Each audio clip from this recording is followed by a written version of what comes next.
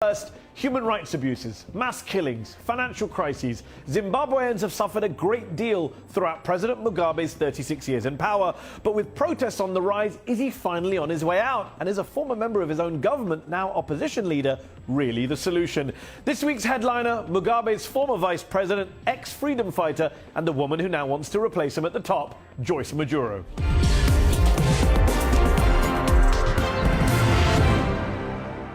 Joice Mujuru, thanks for joining me on Upfront. Zimbabwe has witnessed unprecedented protests this year. Thousands of Zimbabweans have taken to the streets, yourself included, to demand change, to demand an end to Robert Mugabe's rule. If Zimbabweans want change, why should they vote for you, someone who's been around on the political scene for more than 30 years, who was part of the Mugabe political project from day one, who treated him like a father figure, I think you once said. What are you offering that's new, that's different to what's come before? Zimbabwe People First is an inclusive party. I have given people freedom to do what they feel has not been done, and which the freedom fighters fought for. And they've seen that this ZANU-PF have since changed course.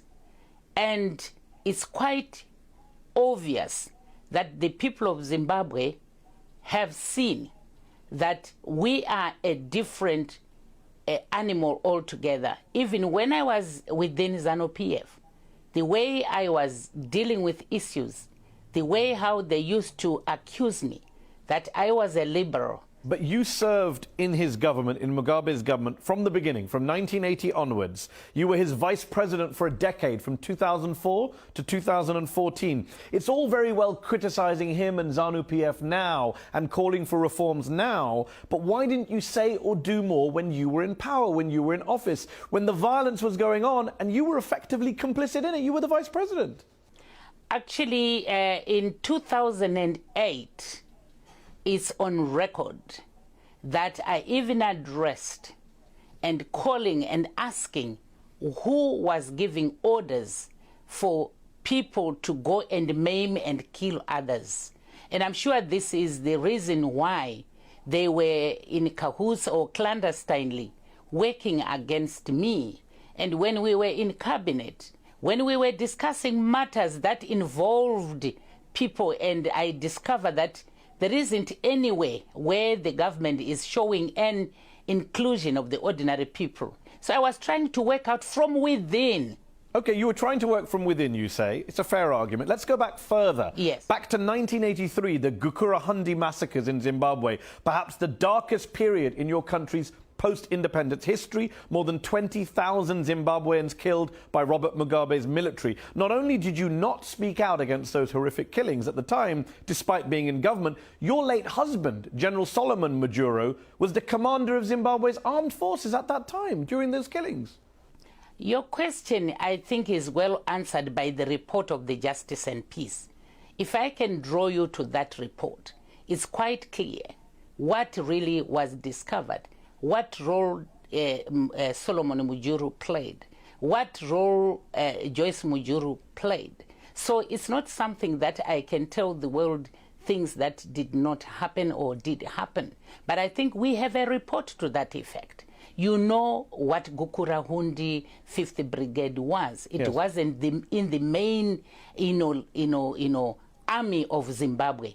It was a private army, and which reported directly to Mugabe. OK, and you... So all that is known, you and your husband, in that report. Fair enough, it reported directly to Mugabe, but you and your husband directly reported to Mugabe. Neither of you spoke out against those killings. I don't know if you did it in private. You certainly didn't do it in public. Neither of you quit your jobs in disgust at the murder of 20,000 of your fellow citizens.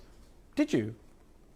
You know, even those that came to inquire from Mugabe himself, he categorically refused that such things were happening in Matabeleland.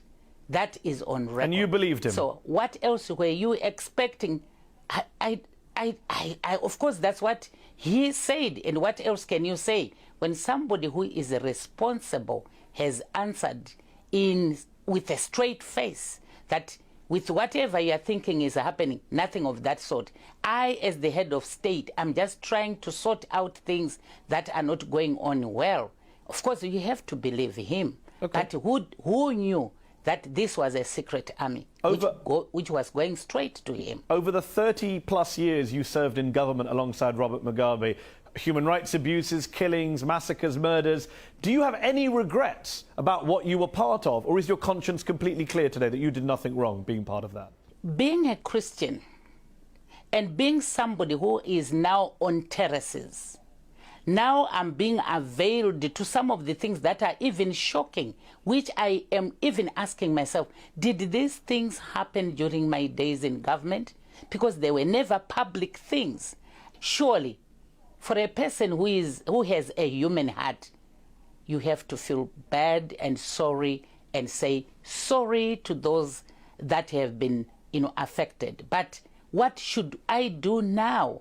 I should also be able to show the commitment and love that, I should give to those communities, and hence I'm visiting them. You say that a lot of this stuff wasn't publicly available at the time. You learned a lot about the crimes, alleged massacres, etc., that happened after the event. But your husband, Solomon, died in a fire in 2011. Many people claim he was murdered. You believe he was killed by the Mugabe government. Is that right? That's an issue that has not been concluded. So I shouldn't give an answer to something that is still there for further, discussions and further investigations. Because I'm just wondering, you carried on serving in Mugabe's government for another 3 years after your husband's death. Were you really working for Mugabe while secretly thinking, this man killed my husband? I cannot accuse Mugabe for having done that. I'm saying it's an issue that is still being looked into, and it's yet to. But you have voiced suspicions before. You haven't cleared Mugabe of that crime. You think he might have done it? Because how can I clear people in government when I know that what we had requested as a family was not accepted by that government? Do you fear for your own life today? Do you think President Mugabe wants you dead, that he or some of his allies might try and assassinate you back home in Zimbabwe?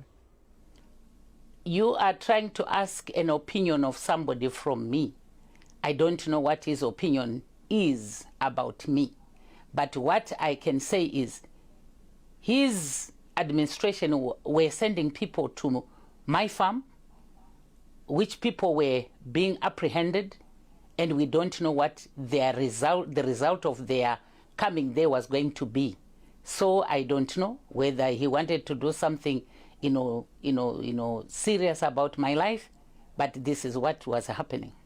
One final question before we finish. Can we clear something up once and for all? Did you really shoot down a helicopter with a machine gun when you were 18 years old during the War of Liberation? Because a lot of people say it never happened, but it's a key part of your backstory, your legend as a freedom fighter, isn't it?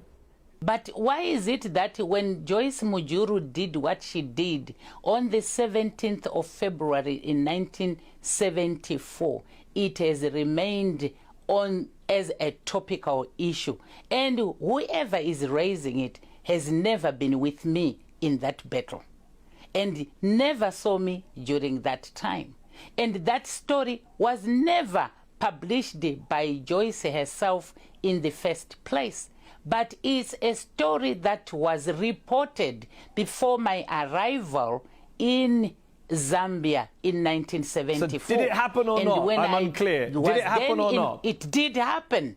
You shot down a helicopter with a machine gun. That's why I'm giving you, yes, wow. That's why I'm giving you by date, by year. And for those that are talking about it, it's because their participation in the struggle was very minimal, if not none. Joice Mujuru, thanks so much for joining me on Upfront.